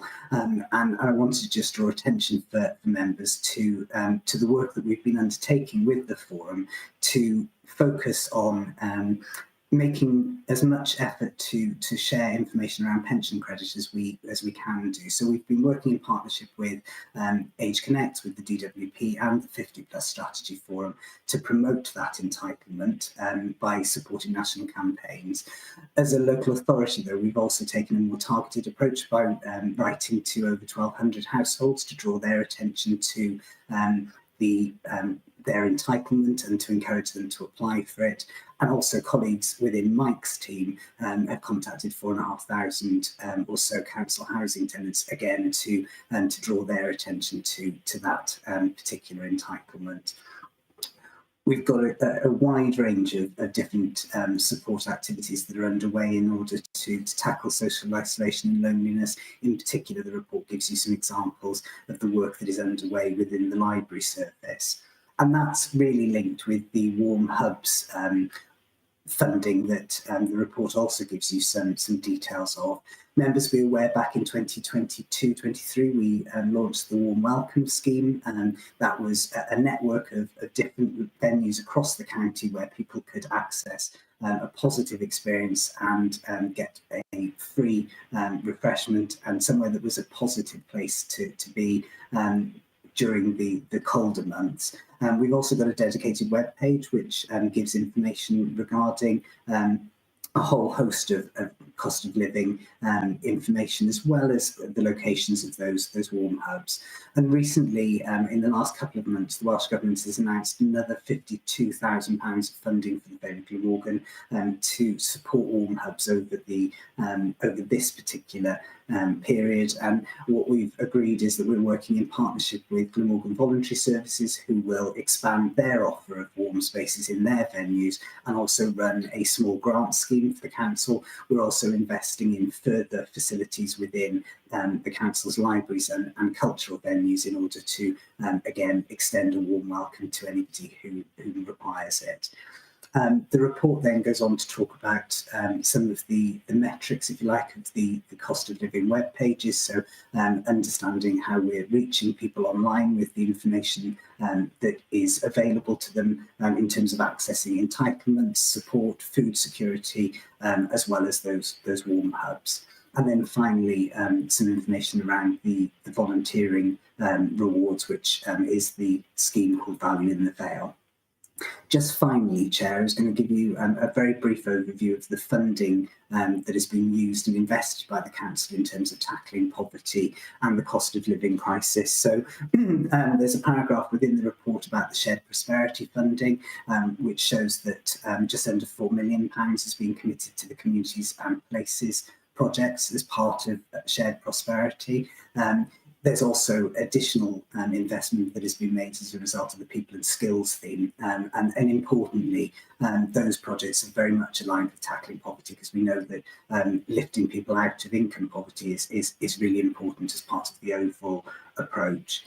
I mentioned in the introduction that the Council established a reserve back in the 23-24 budget period, and this report gives you an update in terms of how that funding has been utilised, both through direct investment and grants to other organisations, but importantly as well in terms of running a scheme for community groups to bid towards in order to deliver direct action across the county that can support people with the cost of living crisis. And the report gives you an update in terms of the £16,000 which has been distributed to community projects this year. And we've also, as a result of largely Andreas's work and contacts across the organisation, been able to signpost those organisations who might not have been successful to this grant scheme to a range of other grant schemes, so that those are able to take that work forward. We've also, members will note, invested an additional £50,000 in the discretionary housing payments. That helps to manage the impacts of increasing rents within the private sector, causing more shortfalls. We've paid out £135,000 or so and committed another £37,000 against that. And the cost of living reserve will be reviewed now as part of the council's budget setting process. So you'll note that there aren't commitments in the 25-26 year as yet. They will be made as part of the work that is happening and that members will be debating in the next couple of months.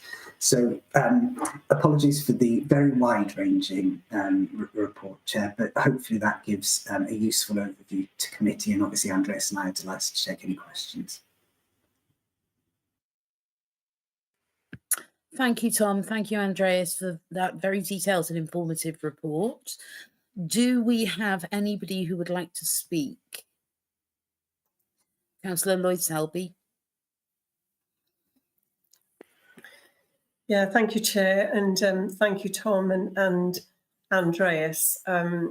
As a tackling poverty champion, can I just say, please don't apologise for how wide-ranging the report is. You know, members are aware that I set the Vale Food Bank up some time ago, and I have the privilege of seeing the impact that the support the council provides makes to people. You know, the reality of somebody who's had their costs reduced through advice and support about reducing their fuel bills, who's been able to maximise their income by claiming benefit that they weren't aware they were entitled to or they were struggling to claim, through the practical support that they receive. And one of the impacts of poverty is loneliness and isolation.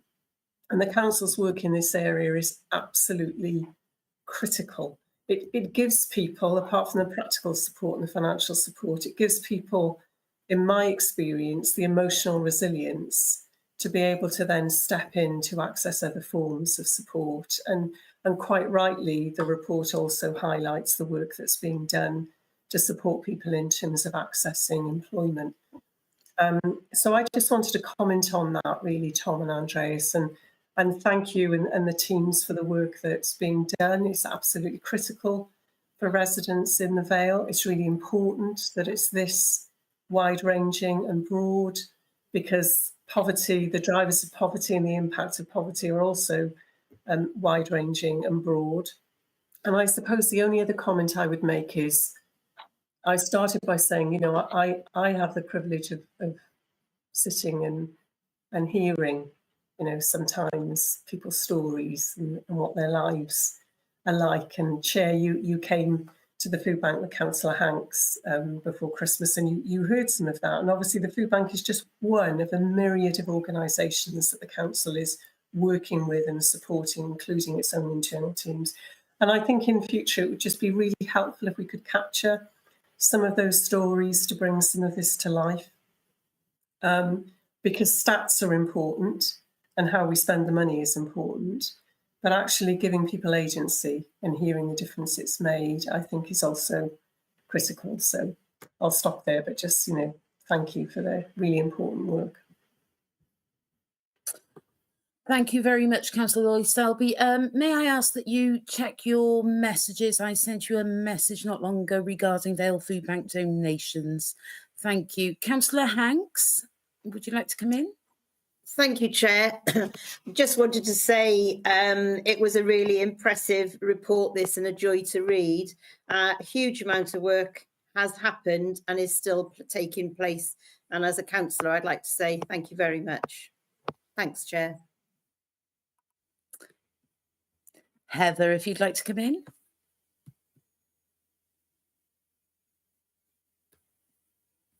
Go ahead, Heather.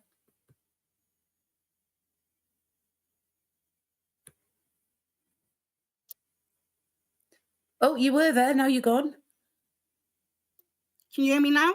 Now we can hear you and we can see you. I'd just like to say I was privileged to be able to receive some of your grants for our children in this area, and it makes a difference for a warm space and a meal at the end of the week, and they're guaranteed a meal between 25 and 30 children every week, and that's just from the grant that you've given us. We do appreciate it. Thank you very much. Thank you. Councillor Haynes. Thank you, Chair, and thank you, Tom. Thank you for the report, Tom. A good report as always. Just a quick one for you, Tom. I just wondered how we were doing with warm spaces in the rural Vale. Obviously, we know it's challenging, and I bring it up every year, but I just wonder if we got any further forward with achieving some goals there. Thank you, Councillor Haynes. I may defer to Andreas if you don't mind, because he's closer to the detail, but I know that we are actually meeting in the next couple of days to look at the funding for warm spaces. But what might be useful is, if you're comfortable, Councillor Haynes, I'll send the link to the warm welcome web page out to all of the members of this committee. And in fact, Chair, if you'd like us to, we could share it with all elected members just to bring people attention to where those locations are. I know that in the last we did have a series across the more rural areas of the Vale, but I don't know if Andreas, if you wanted to add anything to Councillor Haynes's question. Yeah, I think there are a few in the rural Vale. You're right. Mainly there'll be more in urban areas. With the new grant now, we're going to be looking at that, as Tom said, that small community grant scheme through GVS.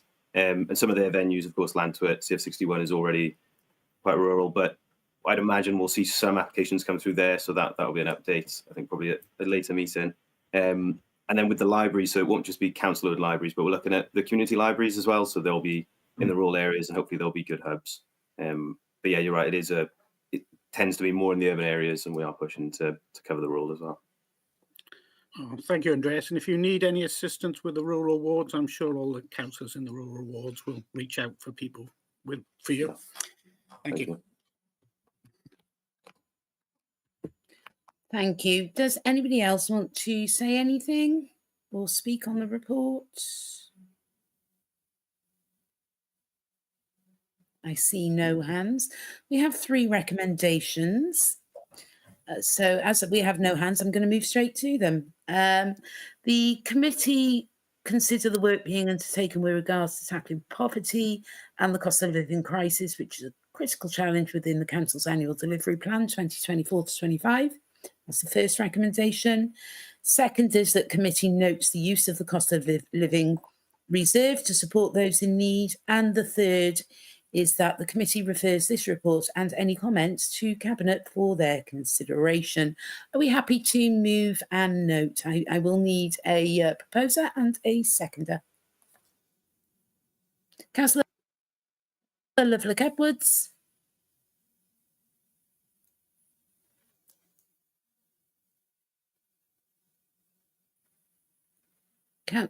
Councillor Lovelock-Edwards.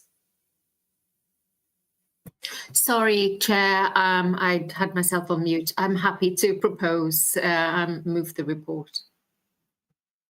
No problem, thank you. Councillor Lloyd-Selby. Happy to second, Chair, thank you. Okay, thank you. In that case then, I will thank very much Andreas and Tom for coming along tonight. We will now go to agenda item 7. Report of the Director of Corporate Services, third quarter scrutiny decision tracking of recommendations and updated work programme schedule. Liz, if you'd like to go ahead, thank you. Thanks, Chair. This is the rolling report that committee receives on a regular basis to track the progress of the committee's work. There are the usual appendices. Appendix A and B cover the status of committee's recommendations, and Appendix C is the committee's forward work programme and schedule of its reporting. You'll see that all but one of the recommendations listed in Appendices A and B are now complete. The one ongoing recommendation being the one from November's meeting, whereby committee agreed to write to the Police and Crime Commissioner regarding CCTV provision and the importance of securing funding for such services. Since the report was produced, the letter to the PCC has now been approved and sent. However, if Chair and the committee are happy, I suggest that we could keep this marked as ongoing until a response or any follow-up work is completed. With regards to the forward work programme, there's been some movement of the scheduling of various reports, some of which has also been confirmed since publishing the document with this agenda. However, there's no major slippage to the reporting. Recommendations for the committee are that the status of the actions in Appendix A and Appendix B be agreed, and that the forward work programme is approved and published on the council's website. Thank you, Chair. Thank you, Liz. Okay, do committee have any comments or questions? There are tumbleweeds, so I'm going to take that as a no. In that case, then, we will go to the recommendations. As Liz has said, are we happy to agree the status as recommendation 1? Councillor Hennessy? Yeah, I'm happy to agree. Okay, can I have a seconder for that? Councillor Littlecote-Edwards? Happy to second, Chair. Sorry, keep muting myself. Not a problem. Not a problem. It happens to us all. And the second recommendation is that we approve the forward work programme. Are we happy to do that? Can I have Councillor Hennessy? Yeah, happy to do that, Chair. Good, thank you. And you know what? I'm going to second that one. Okay. So we have a seconder for that as well.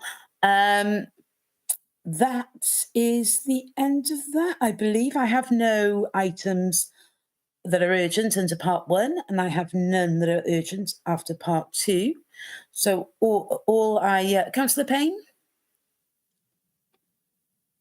Thank you, Chair. I just want to say well done tonight, Chair, for keeping order. Thank you, Councillor Payne. Okay, so I will just say that concludes our business. I will let you all go, but I do just want to remind you that the next meeting is on the 5th of February at 6 p.m. So thank you all for coming. Enjoy the rest of your evening. Thank you. Bye.